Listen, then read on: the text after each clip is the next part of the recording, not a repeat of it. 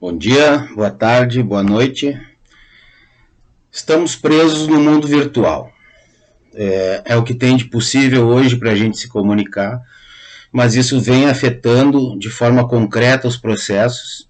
Acabo de encerrar uma audiência onde o meu cliente não conseguiu, é uma audiência civil de JEC, o cliente não conseguiu baixar o tal do WebEx, que eu tive que baixar no computador, sempre tem que baixar, e não funcionou meu som, funcionava meu vídeo. Entrei 3 vezes e eu estou no meu escritório. Meu cliente estava na estrada num celular, dependendo de 4G, né? Que a gente sabe que também não é essa maravilha. Eu, quando tenho que fazer audiência em geral, entro pelo 4G porque a conexão de internet é instável sempre. E já me derrubou durante aula, durante evento. Ou fica travando, é horrível. Enfim. De uma audiência que nem precisava ocorrer, porque era matéria de direito, né? E houve insistência da parte ré em fazer audiência. Chega na audiência, eu mostrei a conversa de WhatsApp pela telinha do computador aqui, nem deu para eles verem direito. A parte contrária dispensou, disse que beleza, que fique registrado como se o réu, como se o autor estivesse presente,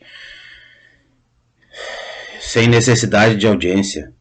E foi um calvário, o cara desesperado na estrada, sabe? Porque não conseguia entrar num processo que desconta um mundaréu do salário dele de forma de uma dívida já paga, como liminar que simplesmente o judiciário não apreciou. E assim tem sido o serviço de várias e várias varas, por uma questão de sistemática, por uma questão de operacional, eu acredito, dispensa de funcionários, etc., de servidores, etc., mas as partes estão pagando por isso, e é sempre assim. Isso aí é atentatório ao acesso à justiça. Não tem como a gente deixar de falar sobre isso mais. A gente tem sido compreensivo, a gente precisa que os processos andem, então a gente tem aceitado algumas audiências de instrução. Eu acho que muito mais em nome da nossa própria necessidade de produção, né? Porque a gente certamente abre mão de várias coisas. Esses tempos eu fiz um vídeo sobre as primeiras impressões, em uma audiência onde a testemunha não conseguia ser ouvida, conexão ruim. Eu pedi para sair da reunião e falar com a testemunha para trazer ela de volta, porque ela não respondia. E fiquei 5 minutos fora da sala de audiência virtual. E voltei, aí a testemunha entrou, ou seja, em 5 minutos eu poderia ter instruído a testemunha a dizer o que eu já sabia que a parte contrária havia dito em depoimento, e eu já sabia o que a minha parte havia dito em depoimento. E aí nessa mesma audiência a testemunha da parte contrária, num ambiente muito semelhante ao ambiente da preposta, que mentia descaradamente. E eu, desconfiado, pedi para ver o ambiente, achei que estavam as duas na mesma sala. Em princípio não estavam, mas estavam as duas na mesma empresa. Esses tempos também fiz uma audiência onde a minha testemunha, que não chegou a ser ouvida, foi dispensada, houve o depoimento da parte ré e foi dispensada a testemunha, porque o réu confessou, então não precisei ouvir. Mas a minha testemunha estava na sala e o meu cliente estava num quarto no fim da casa, porque eu orientei, senão eles estariam no mesmo ambiente, e ninguém me perguntou nada. Então, nós temos que rever isso com uma certa urgência, nós temos que acordar entre a sociedade e o judiciário uma forma que seja menos imperfeita de produção de provas. Não tem também por que o judiciário trabalhista, que arrecada bilhões, não ter uma sala de audiência física para ouvir as testemunhas com proteção. O Senado já faz, aí a CPI está rolando com proteção. Como o pessoal diz, a gente vai no shopping, mas não consegue ir na Justiça do Trabalho porque está tudo fechado. Não tem porquê disso estar acontecendo. Isso é um descaso com as partes, né? E não estamos aqui reclamando para o advogado nem para o judiciário. A gente é representativo. O advogado é representativo, ele representa as partes. E não está legal, está ruim demais. Infelizmente passou do ponto. Outra coisa, processos que deveriam estar digitalizados na íntegra. Eu estou com um caso em, acho que é Gravataí, Cachoeirinha, não me lembro agora, que eu tenho que analisar o processo para saber de um precatório de cento e poucos mil reais, que eu não sei se é do cliente, se já pagou ou não pagou, porque as informações são mínimas dentro dos autos, e não era um processo meu, o advogado, o colega, infelizmente faleceu com essa pandemia desgraçada, e não consigo acessar. E eu peticionei já faz meses, e o judiciário ainda nem tinha para minha petição, e isso tem acontecido direto. Tem acontecido também o problema que dizem estar resolvido, mas nunca acontece, que é o alvará eletrônico. Então a gente continua com uma espera de não sei quantos dias, indeterminada, para saber se vai receber. No processo informa que já recebeu, que já pagou o alvará. Ou seja, mandou para o banco pagar, e o banco não paga. Isso tem acontecido muito mais na Caixa, mas também acontece no Banco do Brasil, uma demora para o pagamento. Só que a parte, ao acessar a informação dos autos, entende que eu já recebi o dinheiro. Então, por uns dias, o doutor Paulo pode ser um ladrão, um vagabundo, um sem vergonha, esses advogados.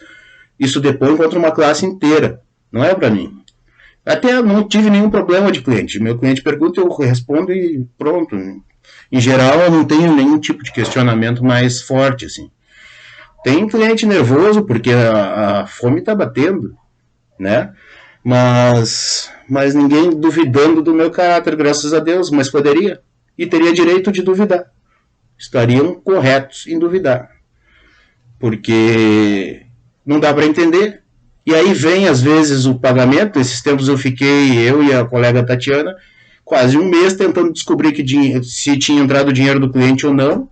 O dinheiro entrou em 2, 3 parcelas pelo judiciário, né? Não sabia se aquele dinheiro era dela, não tinha origem, então tem que fazer um verdadeiro quebra-cabeça para entender se o dinheiro que entrou é mesmo daquele cliente. E na dúvida ainda paga. E aí paga na dúvida e se pagar errado. Se eu pagar o dinheiro do cliente para outra pessoa. E aí como é que eu recebo depois se o crédito daquela outra pessoa não for liberado? Aí o erro vai ser apontado como da contabilidade do escritório, né? Então realmente tá difícil, tá pesado, a gente nunca sabe se vai acontecer ou não.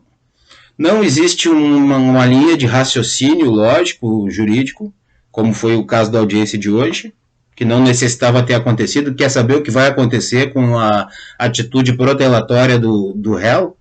Nada. Quer saber se eles vão pagar a Astreinte, a multa que foi estabelecida por não retirarem o desconto e negativarem meu cliente? E é um desconto de R$800 por mês. E ainda que fosse um camarada que ganhasse bem, é um desconto alto. E eles continua.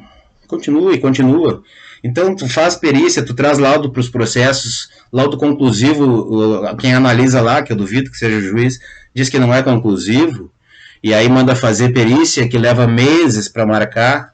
Chega na perícia, tu vê que a pessoa tá, assim, para negar, sabe? Se tu não levar um assistente técnico junto, a perícia vai ser ruim. E aí tu bota, isso eu estou falando de perícia estadual, tá? Onde o meu cliente tem condições de levar um perito assistente. Aliás, nem foi meu cliente, foi um presente do perito assistente para mim, que é um amigo de longa data já, o médico.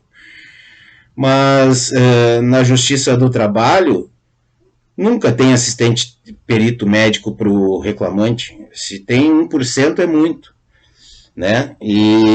Só que as empresas têm condição de pagar um perito assistente e tem que fazer isso mesmo, tá certas?